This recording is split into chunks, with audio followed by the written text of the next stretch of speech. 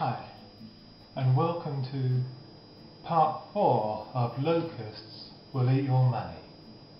Okay, last time I spoke about Abraham and how he paid a one-off tithe to a character called Melchizedek. And we saw that this was just a one-off tithe and not an eternal principle in God's kingdom. And this time we're going to look at another person who supposedly paid a tithe before the law, and we're going to see that not only is the teaching that tithing is an eternal principle in God's kingdom erroneous, we're going to see that Jacob didn't even pay this tithe, that he merely promised to do so in a vow. Okay, so let's look at Jacob. We can read this particular story in Genesis chapter 28. And we learn that God appeared to Jacob in a dream in his way to a place called Haran. And in his dream, Jacob saw a ladder going up to heaven, where he saw angels going up and down. That's in Genesis chapter 28, verses 10 to 12. And we read that God stood beside Jacob and said to him, "I am the Lord, the God of Abraham, your father, and the God of Isaac. The land on which you lie, I will give to you and your offspring." That's verse 13. God promised Jacob every blessing that he promised to Abraham and Isaac. He also promised him that he would not leave him until he had done what he promised Jacob he would do for him. All that Jacob had to do was believe in God and trust in him. But Jacob did not have the same faith that his father and grandfather had done. Instead, he made a vow that was based not on faith, but on fear.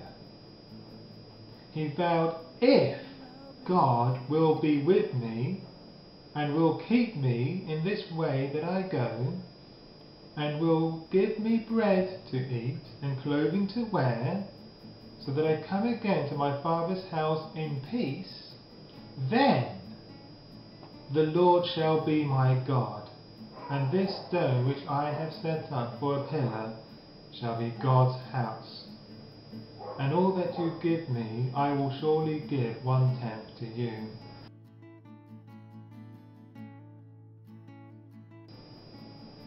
That's from Genesis chapter 28, verses 20 to 22.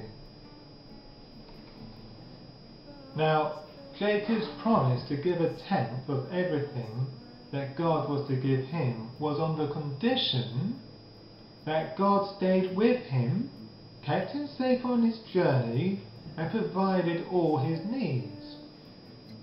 It was a conditional vow, but it was a vow that Jacob did not have to make.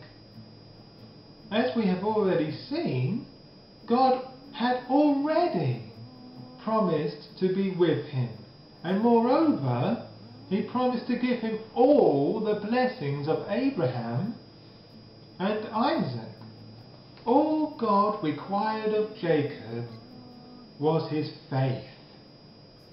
But he didn't have faith in God. So that is why he tried to manipulate God with a vow that he made out of fear rather than faith. He couldn't even commit to making Yahweh his God. Furthermore, as there was no priesthood in place during Jacob's time, it was not clear how he was expected to pay the tithe to God. Nor is there any evidence in the Bible that he ever did.